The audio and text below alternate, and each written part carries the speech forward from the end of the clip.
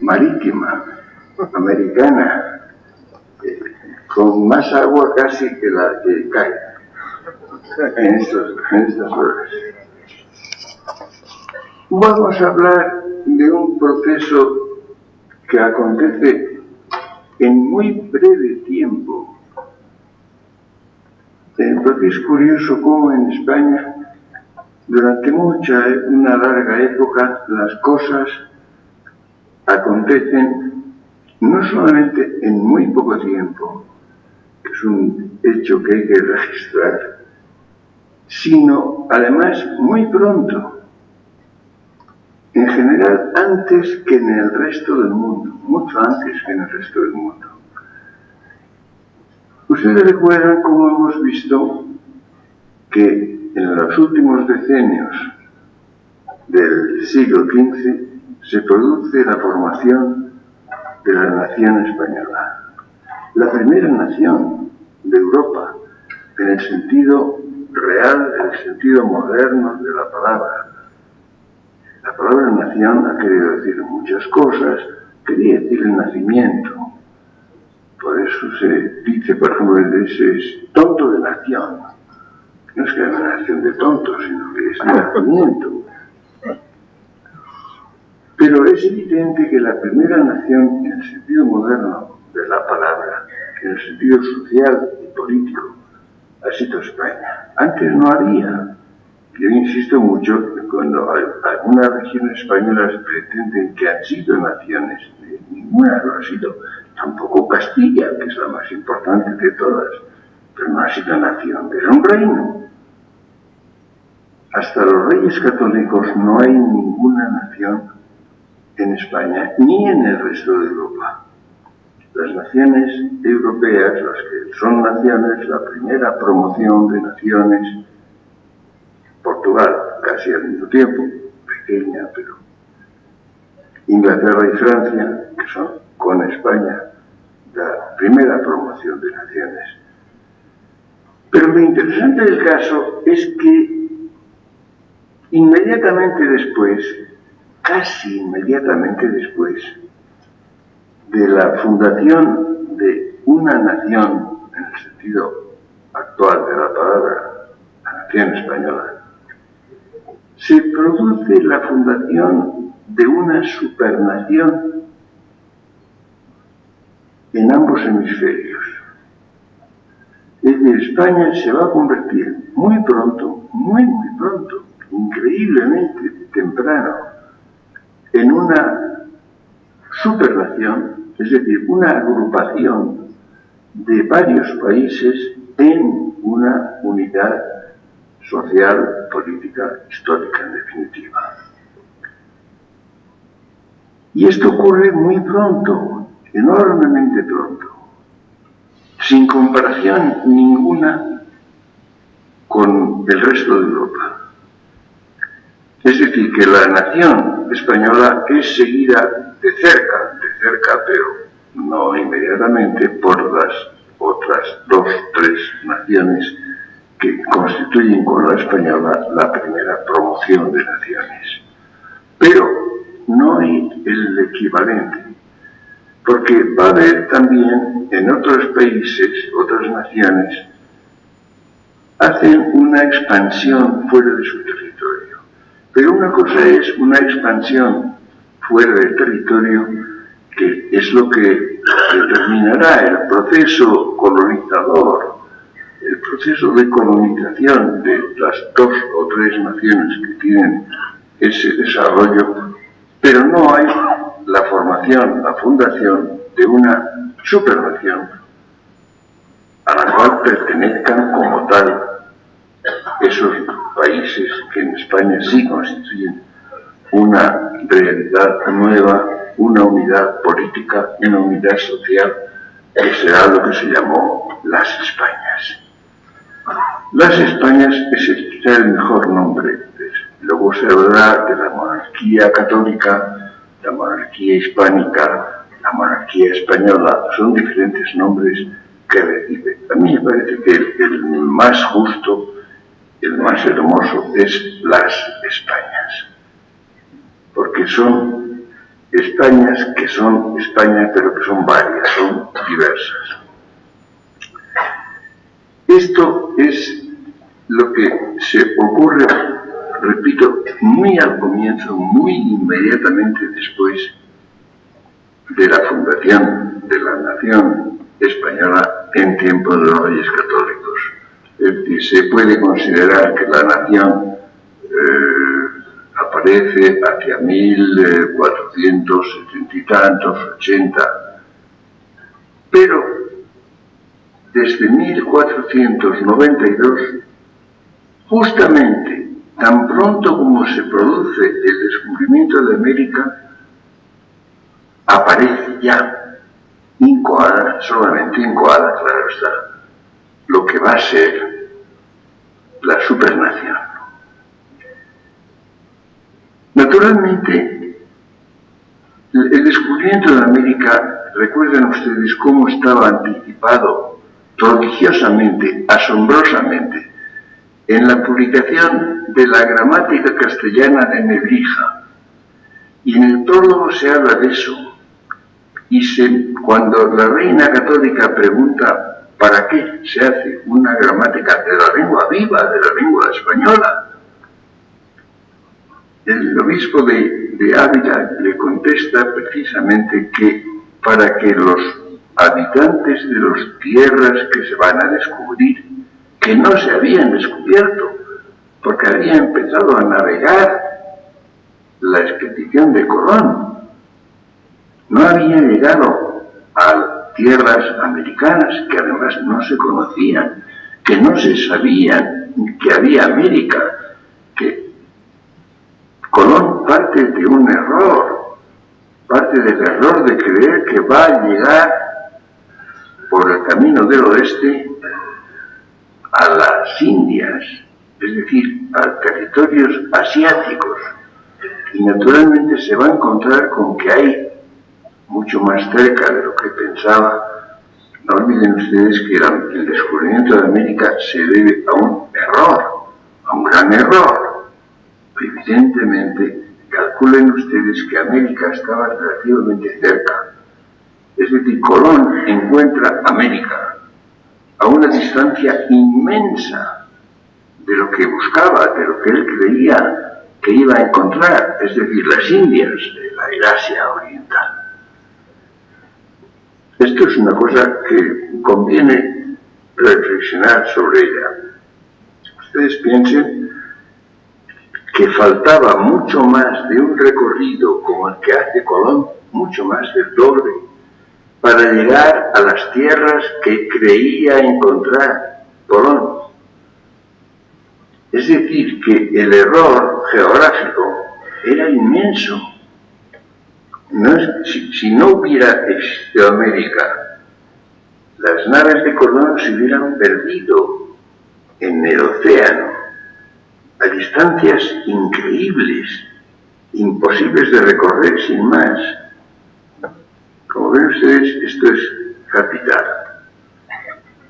Pero naturalmente, esa realidad encontrada, azarosamente encontrada, que se tardará mucho tiempo en localizar, en darse cuenta de lo que es, en ver qué dimensiones puede tener, qué extensión tiene, a qué se extiende. Todo eso es desconocido, lo cual, claro está, refuerza el carácter de aventura, de increíble aventura que tuvo la expedición de Colón en intentar llegar a este continente con el cual se encuentra, repito, por error, no olviden el error, que es capital. Y que donde debía estar el Asia se encuentra nada menos que el inmenso continente americano. Pero hay después unas cuantas etapas, pero todas verán ustedes cómo se producen en un tiempo brevísimo, en un tiempo muy extrañamente corto. Si ustedes, hay una cosa que conviene comparar: la magnitud de las realidades humanas Es decir, el tener una idea, aludía esto en un artículo reciente, como la gente no tiene en general idea de la magnitud de los países, de los diferentes territorios, los confunde. A veces cree que un país es equivalente de otro y uno es 100 veces mayor que el otro. Pero del mismo modo ocurre también con que hay una confusión respecto de los tiempos. ¿Cuánto se tarda en hacer cada cosa, cada descubrimiento, cada realización, cada avance o cada desastre?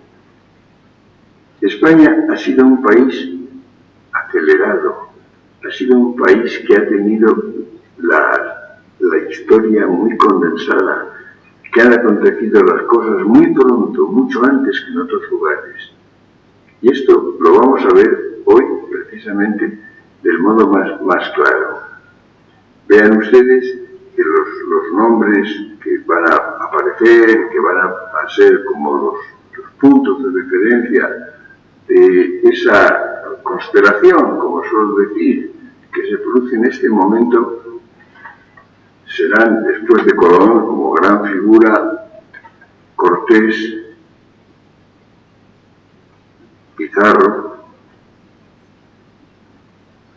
Magallanes, Elcano. Hay que agregar algunos más que van apareciendo. Colón, como saben ustedes, es de origen no muy claro. Se supone que era de Génova. No hay razones para pensar que no lo era. Yo creo que era de Génova, probablemente, no sé, ni apostaría mucho por ello, pero me parece que sí. Pero lo interesante es que este hombre navegante, más bien oscuro, cuya vida de navegante, de explorador, primero no es muy conocida, era, según parece, se establece en Portugal. Hay un dato seguro que es que vive bastante tiempo en Portugal. ¿Qué lengua hablaba Colón? Hay un estudio de don Ramón Menéndez Pidal que me parece sumamente interesante y especialmente por el método que sigue para investigarlo. Colón hablaba español con portuguesismos, no con italianismos. No se encuentran italianismos en el español de Colón, pero sí portuguesismos. La impresión es que aprende español en Portugal. En Portugal era casi un país bilingüe, los escritores portugueses escribían también en español, era una lengua más avanzada en todos sentidos, de un país más importante. Es decir, el uso del portugués del español en Portugal es normal y es una vía probable de aprendizaje de Colón. Es curioso que nunca escribió en italiano, nunca. Claro que hay que añadir que el italiano prácticamente no existía, ni existe ahora mucho, porque los italianos, en general, la mayor parte no hablan italiano, hablan las lenguas regionales, hablan los diferentes dialectos de cada región particular. La lengua culta, la lengua de comunicación, la lengua literaria es el italiano, que fue toscano. El dialecto toscano es el que se convertirá en la lengua literaria, en la lengua verdaderamente cultivada, y terminará por ser el italiano. Pero por lo pronto los italianos en general hablan su lengua. Hablan veneciano, hablan napolitano, hablan romancho, hablan la multitud enorme de lenguas que se hablan en Italia. Y cuando hablan para los demás, hablan no ya en su provincia, en su región, sino que hablan con propósitos intelectuales o con un propósito general del país entero, hablan en italiano. Es curioso que nunca Colón escribe nada en italiano. Lo único que se ha encontrado en italiano son algunas notas marginales en algún libro italiano y con errores. Quiere decir que no sabía bien el italiano cultivado. Menéndez Pidal interpreta esto de un modo interesante. Su lengua originaria era el genovés, pero el genovés no se escribía. El genovés era un dialecto, era una lengua hablada. No se escribía. Y él, por tanto, no escribe en genovés. Escribe algunas veces en portugués, luego en español aprendido en Portugal y con algún portuguesismo, no en italiano. Incluso es curioso que cuando escribe a Italia, escribe en español y no en italiano. Menéndez Pidal supone que porque se siente inseguro, le daba un poco de reparo escribir en italiano a Italia, escribir en italiano a los que sabían bien italiano.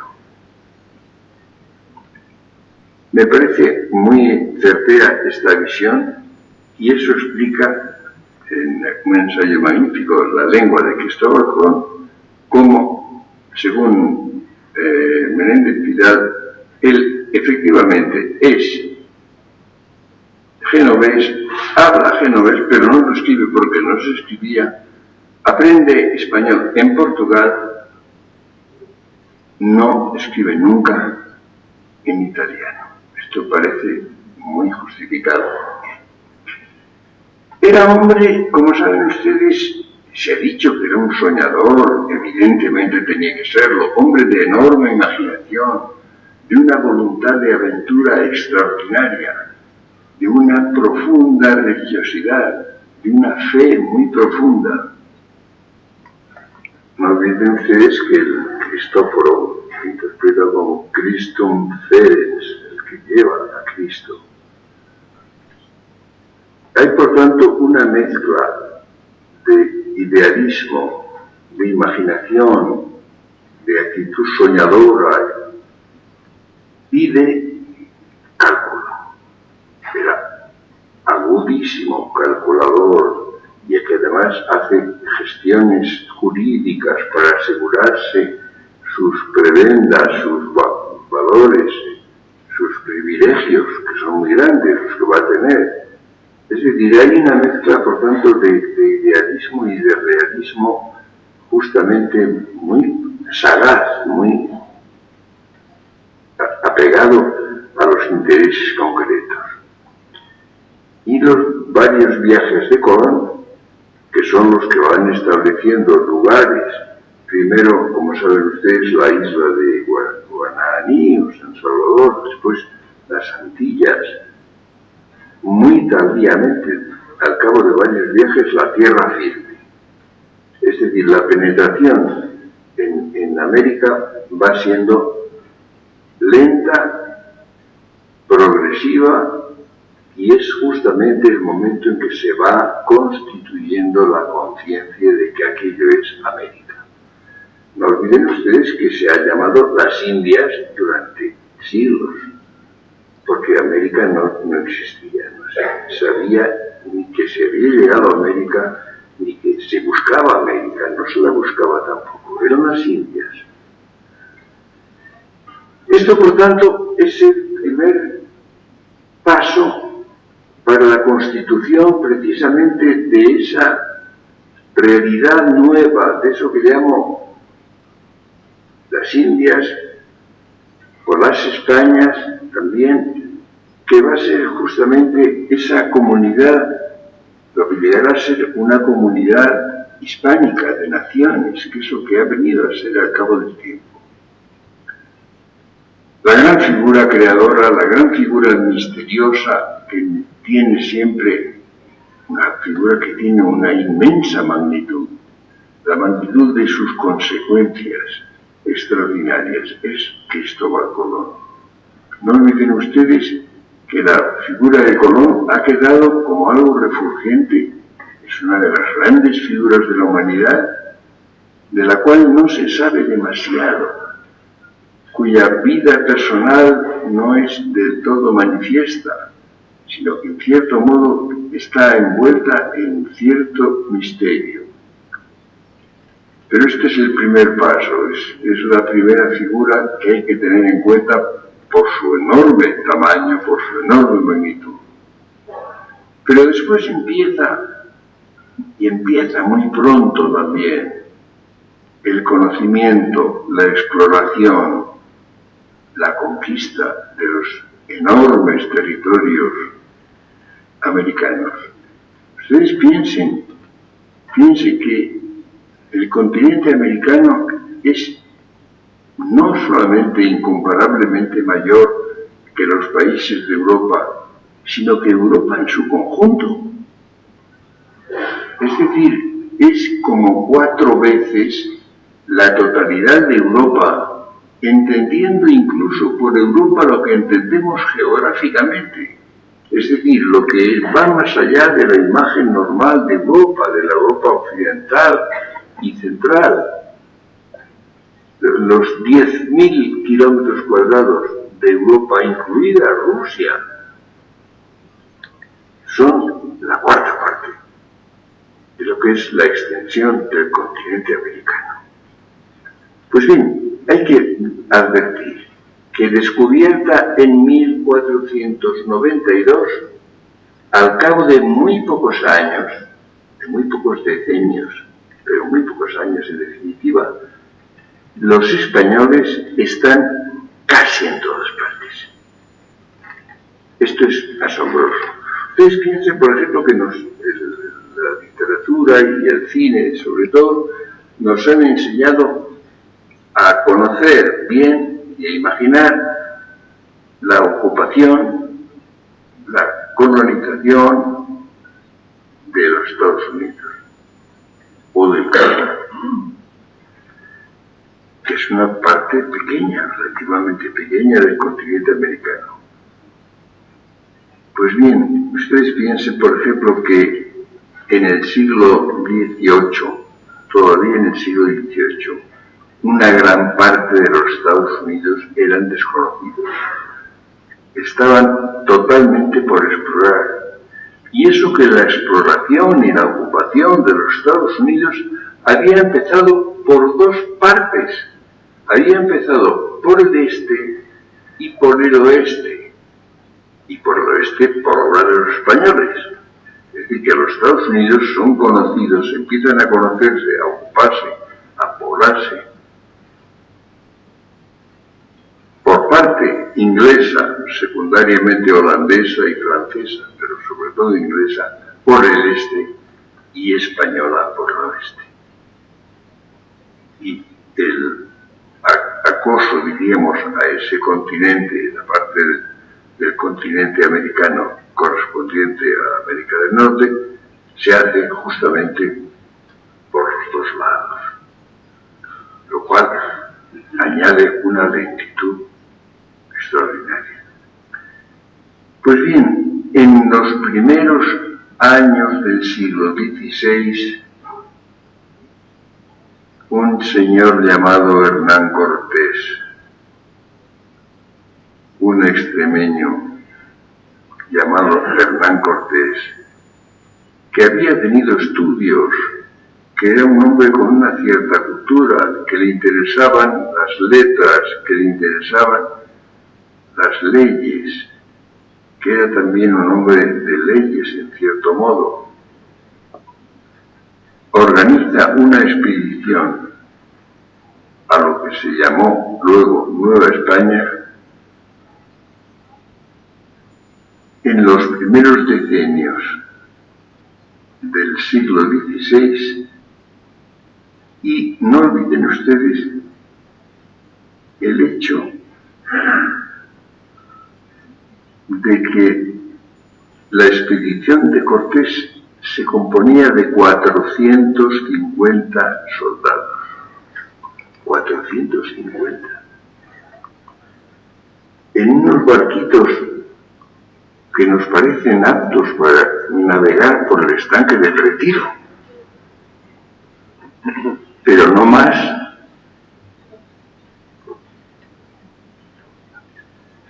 Y que por tanto tenían unos cuantos marinos para tripularlos, pero los combatientes, los que podían hacer la conquista del territorio de este inmenso imperio, eran 450. Esto ya empieza a entrar en lo incomprensible. Yo nunca olvido que el año 51, cuando yo empecé a viajar por América, lo primero que escribí se titulaba Inverosimilitud. Porque me pareció, cuando puse el pie en América, cuando empecé a conocer parte de América, la primera impresión que tuve es que aquello no era posible, que aquello no se entendía. Y cuanto más he ido a América y cuanto más he recorrido tierras americanas, más he pensado lo mismo. Es algo absolutamente increíble.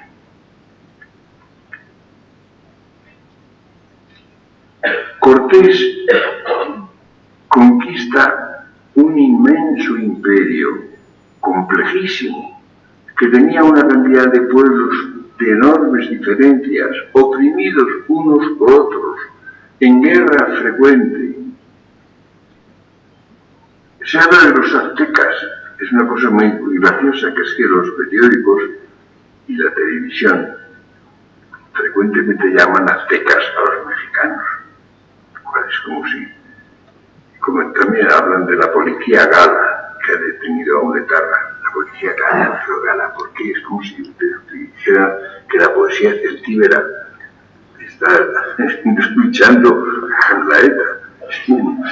Esto es absurdo, ¿no? Bueno, pues esta es la fórmula que se emplea frecuentemente diciendo, bueno, ¿por qué? ¿Por qué gala? ¿Por qué? Esto es curioso. Entonces, se va produciendo justamente la expansión y el dominio de ciertas unidades que son, cuando se habla de aztecas, los aztecas eran los opresores de una gran parte de los que llamaríamos hoy mexicanos. ¿Qué es lo que explica? Naturalmente, explica, porque eso sería absolutamente inexplicable, que los 450 hombres al mando de nuestro invasor y colonizador Cortés consiguieran vencer al enorme imperio azteca, porque tuvieron la colaboración de muchos mexicanos no aztecas. Y evidentemente lo que hizo Colón fue en gran parte vencer a los aztecas y liberar a los tlaxcaltecas y a otros muchos pueblos que estaban oprimidos o juzgados, muy oprimidos, por el imperio azteca. Y esto se produce en un brevísimo tiempo. Con ayuda, recuerden ustedes, ahí la gran figura de la Malinche, doña Marina, que tiene tal papel, tal importancia personal y política histórica en la historia de México. Es interesante incluso lo que le dice, hablando de la Malinche, de Marina, doña Marina, le dice al emperador en las cartas de relación. Es interesante el que habla de ella del modo más claro y explícito, y dice que siempre estuvo con él, que la llevó con él, que estuvo con él siempre. Es decir, en un plazo de tiempo absolutamente brevísimo, con unas dificultades geográficas, de distancias, de formas de territorios. Es interesante cómo en el maravilloso libro que publicó hace muy pocos años el director de la Academia Mexicana cuenta episodios increíbles. Por ejemplo, hay un momento en que las tropas de Cortés no tienen pólvora y entonces entran en el cráter del Popocatépetl,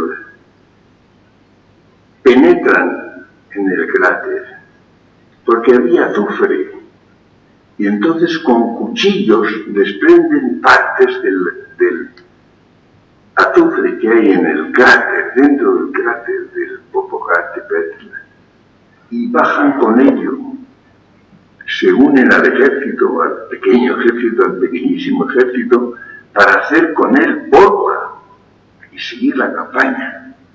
Es algo tan absolutamente increíble que casi nadie conoce este episodio que le cuenta con mucho detalle. Es decir, como ven ustedes, con recursos absolutamente ridículos, de número de personas, de falta de medios, de técnica elementarísima, consigue justamente dominar este inmenso territorio durísimo, del cual ustedes pueden leer si quieren el relato, el maravilloso relato que se publica sobre la verdadera historia.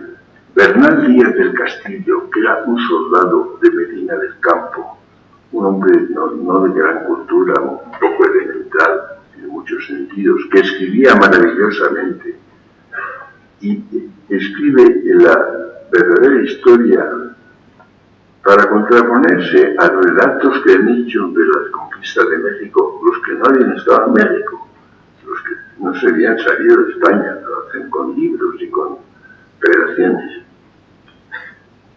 Esto es asombroso porque tiene una fuerza, una vida, un talento narrativo. Es uno de los libros más apasionantes que se pueden leer. Tengo el temor de que los españoles lo leen poco y que muchos españoles no lo han leído nunca. Es curioso porque al final, ya cuando está viejo y casi ciego, en Guatemala, después de que ha terminado la conquista muchos años antes, escribe su libro, escribe este relato y va contando las cosas,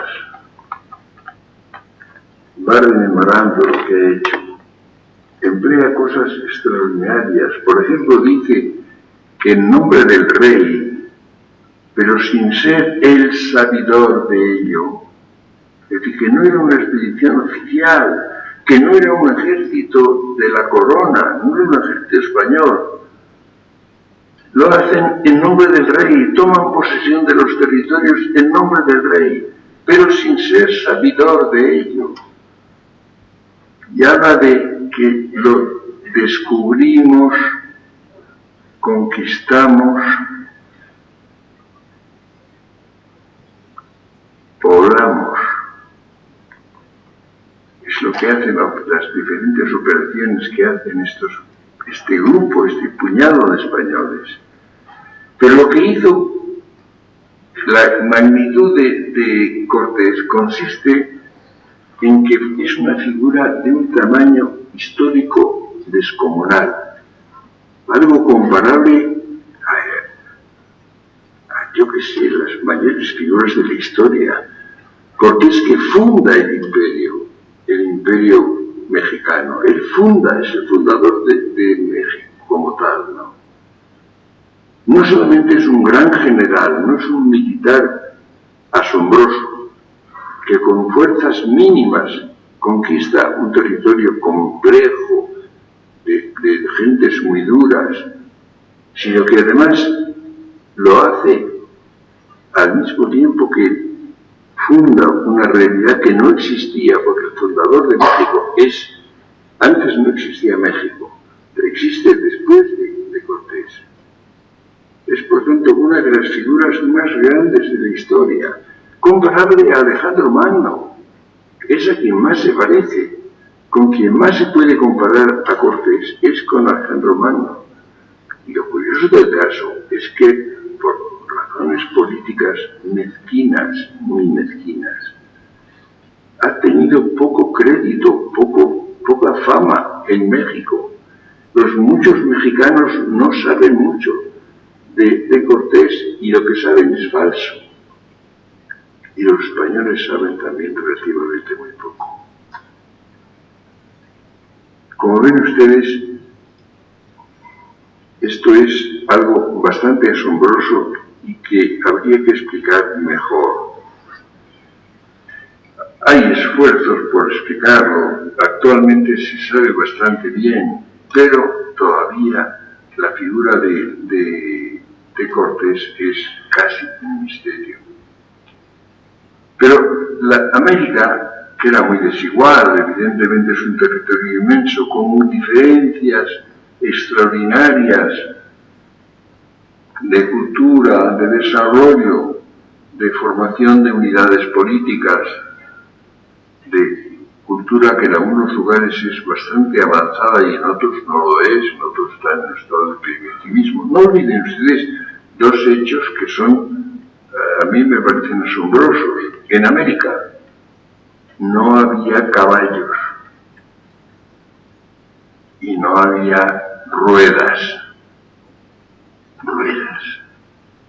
En los milenios anteriores a la llegada de los españoles no había ni caballos ni ruedas. ¿Se puede imaginar a América sin ambas cosas? América parece ligada al caballo. No entendemos América sin caballos y sin ruedas. Imaginen ustedes las ruedas de todo tipo, las ruedas que son una raja de cualquier cosa, una raja de melón es una rueda, o cualquier forma de rueda, pero luego hay la rueda del coche, la rueda del automóvil. Ustedes imaginen que se podría simbolizar América en caballos y ruedas. No existían antes de 1492, antes de 1500, no existían ni poco, ni mucho, ni nada. Lo cual es asombroso. Pero decía que la desigualdad enorme del continente americano tenía dos partes privilegiadas. Había dos zonas de América que tenían un desarrollo político, cultural, de todo tipo, muy superior. Es lo que llamamos México y lo que llamamos el Perú. Yo conocí a América empezando por el Perú, pero después he conocido también México bastante y sobre todo tengo un recuerdo interesantísimo. Hubo un año en el cual yo estuve en el mismo verano boreal, el mismo verano de nuestros territorios, en el Perú y después en México.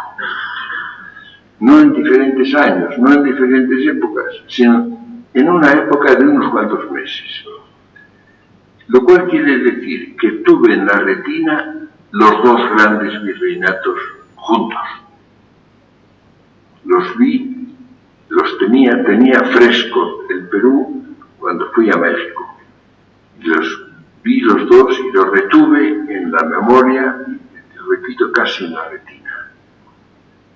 Pues bien, los dos grandes territorios superiores, en que había dos culturas complejas, múltiples,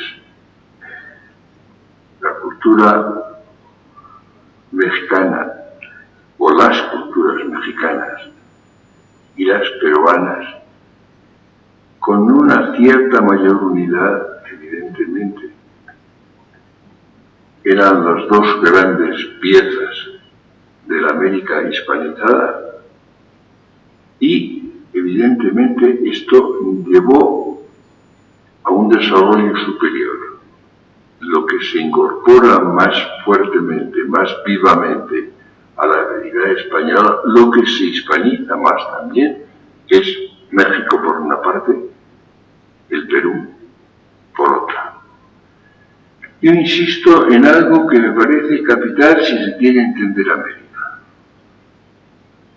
La América hispánica, a diferencia de la América del Norte, de la América colonizada, ocupada, en cierto modo civilizada también, por ingleses, primariamente por ingleses, secundariamente por holandeses y franceses. Es un caso de trasplante. Se trasplantan sociedades europeas a territorio americano para formar sociedades también europeas que no tienen nada que ver con América más que territorio. Los Estados Unidos o el Canadá no tienen relación con América más que su territorio, el territorio. Son sociedades inglesas, francesas, en una medida holandesas. Mientras que en la América hispánica lo que se produce es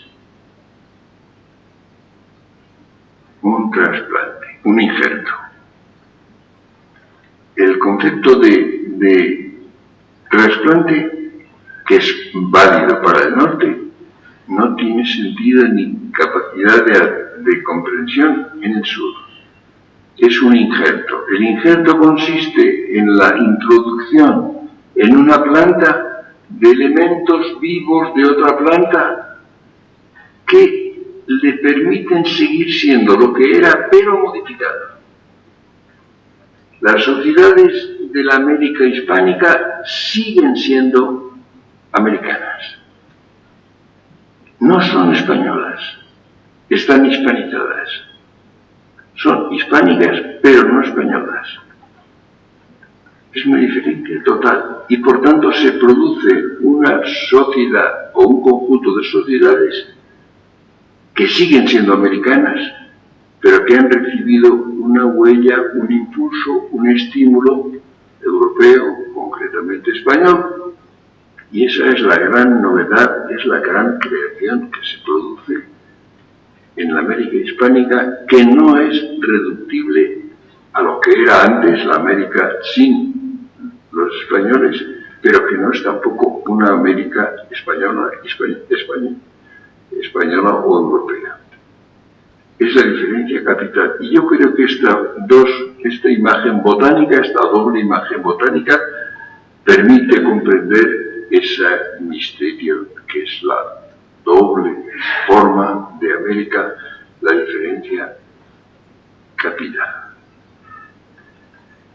En el Perú, la gran figura comparable con Cortés es Francisco Pizarro. Figura distinta. En Pizarro, que es una figura menos compleja, menos cultivada, con menos comprensión de los problemas sociales, históricos, una figura más militar, más de conquistador, más de solamente conquistador, que el fundador de un imperio, del civilizador Hernán Cortés, que ha tenido además en cierto sentido mala suerte y en otro sentido mala fama. Ustedes saben que ha habido muchas luchas, muchos combates, muchas disensiones entre los propios españoles en México. Hay una serie de luchas muy duras. Pero además ha quedado la figura para la historia manchada por un hecho. Siguieron ustedes lamentable, pero muy corto, muy limitado y muy reducido a un episodio. Ustedes saben que hubo una lucha muy grande entre dos hermanos incas, Huáscar y Atahualpa.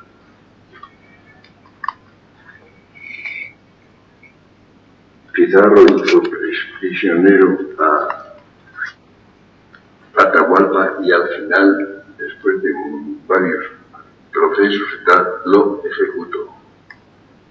Y ha quedado unido el nombre de Pizarro al nombre de Atahualpa como su víctima por haber sido ejecutado por decisión de Cortés, y eso ha sido como una gran sombra sobre la figura de Pizarro. Lo que pasa es que no sé si alguien sabe, yo no conozco apenas a gente que sepa de qué se trataba. ¿Y quién era Huáscar? Era el rival de Atahualpa. Y Atahualpa hizo la guerra más cruel y más increíble contra su hermano y todos los que tenían que ver con él, contra todo lo que procedía de Atahualpa, de Huáscar. Y exterminó a la inmensa familia incaica. La exterminó de la manera más feroz y más cruel, por todos los procedimientos. Cientos, probablemente miles de personas fueron exterminadas. Dirán ustedes, ¿y esto cómo se sabe? ¿Cómo se conoce? Pues se conoce con un relato pormenorizado del Inca Garcilaso de la Vega, que era un descendiente de un capitán español, Garcilaso de la Vega, de la misma familia que el poeta, y una princesa incaica. Los comentarios reales de los incas es un libro pavoroso. Es un libro en el cual Garcilaso, el Inca, Garcilaso de la Vega, orgulloso de su doble estirpe, orgulloso de su estirpe incaica, de la familia imperial incaica, también orgulloso de los Garcilasos de la Vega, de la familia del poeta, de su catolicismo, de su condición cristiana, figura apasionante e interesante, que terminó siendo uno de los capitanes de Felipe II. Lo cuenta con pavor, lo cuenta con estremecimiento, la terrible matanza que organizó Atahualpa de su hermano Huáscar y de todos los parientes, de los hermanos, sobrinos, primos, las muchachas, las mujeres, exterminadas también de la manera más increíble y más cruel. Es curioso, puede parecer lamentable y cruel la ejecución de Atahualpa, pero ¿qué es al lado del exterminio de toda la familia incaica que había hecho él? Me gustaría saber, por ejemplo, el número de personas que hay aquí, personas cultas, cuántas tienen la menor idea de lo que significaba Atahualpa y sus hechos. Esta es la otra figura importante. Les hablaba a ustedes para conocer el Perú de la época virreinal. Yo digo virreinal, no digo colonial, porque no había colonias, ni fueron nunca colonias. No se llamaron colonias, eran provincias o reinos, gobernados por virreyes. Eran los grandes virreinatos, las audiencias, las capitanías generales. Nunca fueron considerados colonias, ni se llamaron colonias. El nombre de colonias lo empezaron a usar los hispanoamericanos, que después han preferido llamarse latinoamericanos. que es un término colonialista, es un término forjado por los agentes de Napoleón III para justificar la intervención en México, que nunca se había usado. Esto, como ven ustedes, es curioso también, es un término colonialista que ha sido primero favorecido por Francia, secundariamente por Inglaterra y finalmente adoptado por la gran mayoría, no me engaño, de los hispanoamericanos, que se llaman latinoamericanos o América Latina. En la obra que se publica en 1861, que son estos, se empieza a decir, hay una revista en la cual se dice la América de América Latina, o Latinoamérica.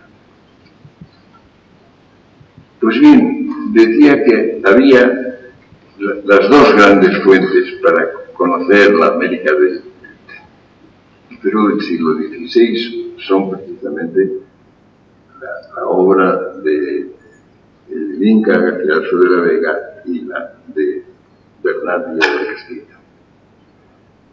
Pero muy poco después de esto, un portugués llamado Fernando de Magallanes, que estaba en la Armada Española, en el servicio del rey de España, como tantos portugueses estaban,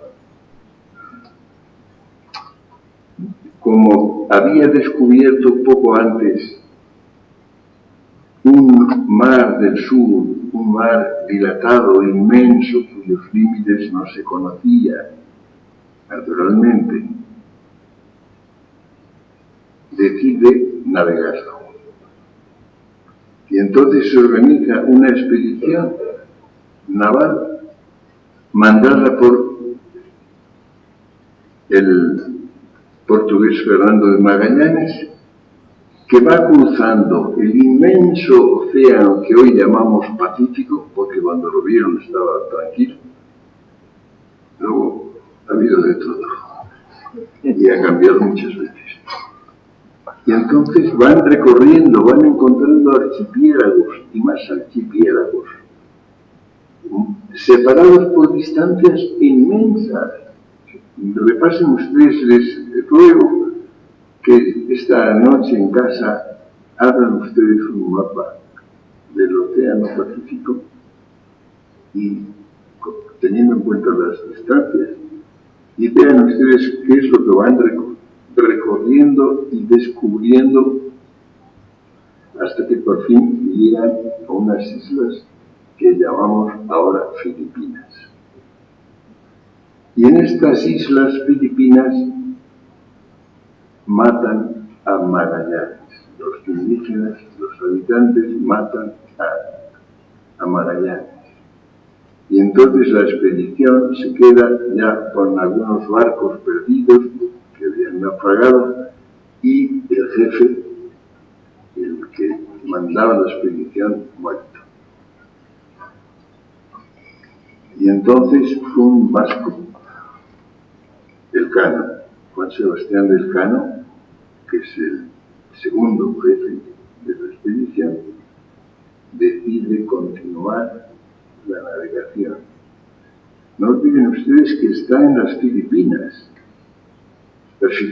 que están a una distancia tan monstruosa que cuando ya la navegación en barcos de vela, los barcos magníficos, los glitters, que se utilizan a comienzos del siglo XIX, hacia 1830, 1840, cuando hacían el viaje desde España hasta Manila, tardaban como mínimo 4 meses de navegación. Repasen ustedes las distancias para que se den cuenta de esto. Entonces, con los pocos navegantes que quedaban vivos y un solo barco, Juan Sebastián Elcano llega a España, termina la navegación dando la vuelta al mundo por primera vez. Ya recuerdan ustedes el blasón que le dio el emperador: Primus quicum debistime, tú, el primero en el día de la vuelta. Con los barcos de 1822, de 1522, quiero decir. Los del 22 eran los románticos, los de 1800. Los de 1000. Con esos recursos, estando ya con la tripulación diezmada, porque habían muerto casi todos, en condiciones que parece absolutamente inverosímil que pudieran completar la navegación y dar la vuelta al mundo, lo hace Elcano con sus pocos decenas de tripulantes. Dirán ustedes, bueno, pero esto ya quedó el camino abierto. Sí, se probó que se podía dar la vuelta al mundo, que el mundo era realmente redondo. Y esto se hizo por segunda vez. Lo hizo Drake, el gran marino Drake. ¿Pero cuándo lo hizo? 60 años después. La primera vuelta al mundo es de 1522. La segunda es de 60 años después. No al año siguiente, o 3 años después, 60.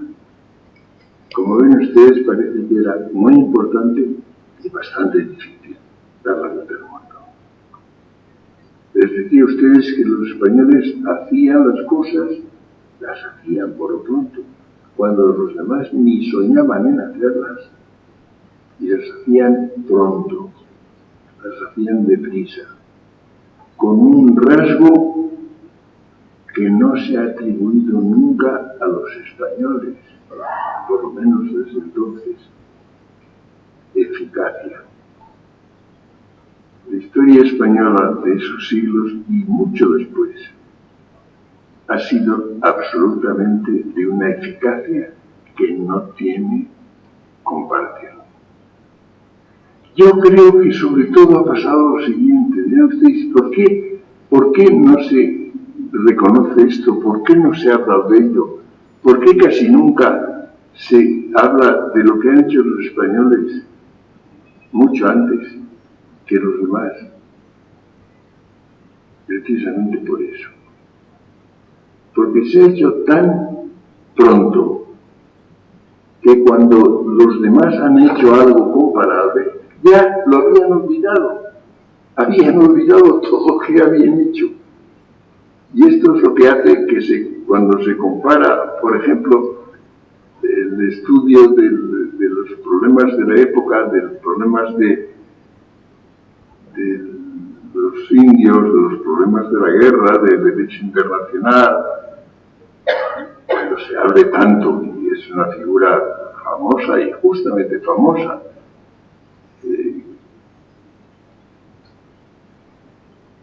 resulta que todo eso se ha hecho y los libros se han publicado un siglo después de los españoles.